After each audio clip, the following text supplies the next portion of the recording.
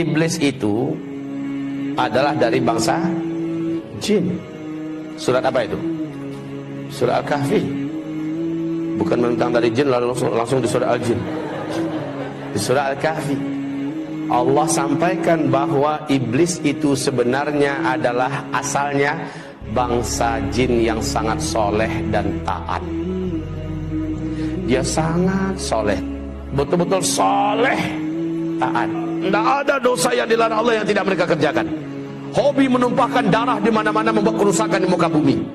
Lalu Allah Subhanahu wa taala utus para nabi-nabi, malah dibantainya nabi-nabi. Nabi-nabi dari bangsa jin juga ya, dibantai oleh mereka, dibunuh oleh mereka. Sampai pada limit terakhir, Allah perintahkan seluruh malaikat bala tentara tempur dari langit turun ke bumi. Habisi seluruh jin yang ada. Bumi akan diganti dengan penghuni baru. Ya, bangsa jin sudah out of order. Ya, sudah nggak layak lagi untuk menjadi pemimpin dan pemakmur bumi. Disuruh malaikat-malaikat turun, malaikat-malaikat tempur. Walillahi junudus samawati. Allah memiliki bala tentara di langit, disuruh turun untuk ngabisin bangsa jin. Tahu enggak Bapak Ibu, siapa yang diangkat oleh Allah menjadi panglima perang? Namanya waktu itu belum iblis ya, namanya ketika itu masih Azazil. Ini adalah kitab tafsir Al-Hafiz Ibnu Katsir ya. Namanya saat itu masih bernama Azazil. Jangan kasih nama anaknya Azazil nanti. Lalu turunlah panglima perang ini, yaitu Azazil, dengan memimpin seluruh malaikat-malaikat tempur. Semua bangsa jin yang ada di muka bumi diratakan, dibunuh. Yang dibiarkan hidup oleh Allah adalah yang melarikan diri sembunyi, masuk ke gua-gua, masuk ke hutan, sembunyi di pulau-pulau. Dibiarkan oleh Allah, jangan dikejar, biarkan saja mereka tersisa hidup. Nah, ini cikal bakal calon pelanjut bangsa jin ke depan ya. Lalu setelah selesai, malaikat-malaikat tempur naik kembali naik. Azazil juga naik ke atas. Bapak Ibu, Allah kemudian menyampaikan kepada mereka semua, inni ja'ilun fil ardi khalifah. Saya punya misi akan menciptakan pengganti baru yang akan memakmurkan bumi. Iblis merasa bangsanya sendiri sudah dihabisi, sekarang diganti, jadi nggak nyaman dia, diganti dengan makhluk baru. Dia coba hasut para malaikat yang ada, si Azazil ini, sampaikan pada Allah, nanti akan terulang kembali kisah lama. Orang akan menumpahkan darah, buat kerusakannya kayak lama-lama aja. Ya udahlah, kita-kita aja lah, kita-kita aja makhluk Allah, khusus nyembah Allah. Bahasa Azazil ini disampaikan oleh malaikat kepada Allah.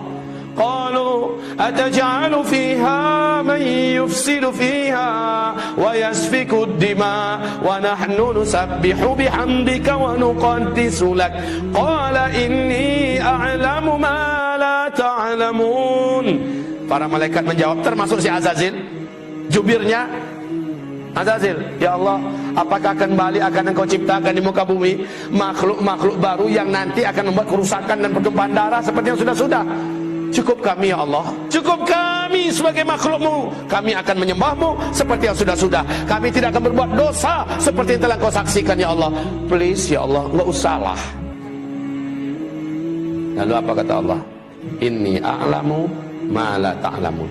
Saya ini sudah punya strategi dan rencana yang kalian tidak tahu. Dan kalian akan lihat apakah mungkin makhluk ini akan berbuat dosa jika dia punya bekal seperti yang akan berikut ini. Jangan kemana-mana, saksikan sebentar lagi. Dengan kun fayakun, Adam pun tercipta. Dan iblis tahu, Azazil ini tahu dari apa Adam diciptakan. Seluruh mereka tahu dari tanah liat, saripati tanah liat. Tanah liat itu di bawah. Ya biasa posisinya dalam tanah, injak-injak dan agak sedikit bau. Lalu setelah jadi kun fayakun, Allah masukkan chips, ibarat kita bahasa sekarang ya, yang lengkap dengan informasi-informasi yang tidak diketahui oleh seluruh malaikat. Lengkap pengetahuannya tentang berkaitan dengan tauhid dan akidah, tentang perintah dan larangan, lengkap semuanya tahu. Apa itu cahaya, unsur-unsur cahaya, tahu Adam. Apa itu angin, ada apa bagian angin, segala macam manfaat dan mudarat angin. Dan apa itu malam, apa itu siang, apa itu bebuat, semuanya lengkap. Sehingga ketika selesai diuji. Lalu Allah bertanya, malaikat-malaikat, sini kumpul kalian. Kamu juga Zil, sini Zil, Azazil. Ya, sini Zil. Saya mau uji kalian semua. Coba hadapi orang macam ini, makhluk baruku. Adam, diuji, kalah semua, tumbang semuanya. Lalu Allah berkata, orang yang macam ini, yang ilmunya tentang aku luas, ilmunya tentang alam semesta aku luas, dia tidak akan pernah mau berbuat maksiat dan dosa. Makanya dikatakan innama yakhsyallaha min ibadihil ulama. Yang paling takut kepada Allah dari seluruh hamba-hambanya adalah orang-orang yang berilmu. Jadi orang yang berilmu tidak akan berani berbuat maksiat karena dia takut kepada Allah. Setelah itu memanglah sujudlah para malaikat, karena Allah perintahkan sujud. Nah, si Azazil yang dari awal memang menyimpan sesuatu di dalam dadanya, yaitu hasad, dengki. Dia tidak rela dan dia tidak mau kalau orang senior yang hidupnya telah teruji selama ini patuh dan tunduk pada Allah, masa dia yang harus sujud pada junior yang baru saja jadi. Lalu dia nggak mau. Allah berfirman, ma mana'aka la tasjud li Adam. Apa yang menghalangi kamu tidak mau sujud? Apa jawaban iblis? Saya senior ya Allah. Ana khairun minhu, saya lebih baik. Kan nggak mungkin lah. Khalaqtani min nar wa khalaqtahu min tin.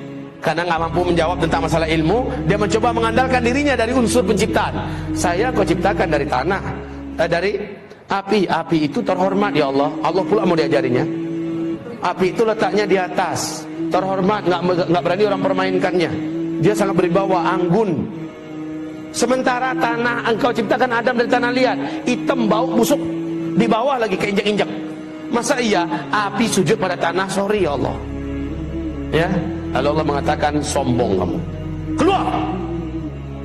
Baik, Allah katakan gelar iblis saat itulah, nama kamu sudah diangkat dengan nama baru yang menjijikkan, yaitu iblis. Aba wastakbara wa kana minal kafirin. Jadi kafirlah dia, iblis jadi kafir. Bapak Ibu, iblis kenapa bisa jadi kafir? Kan dia soleh, kan dia taat. Kenapa dia jadi kafir?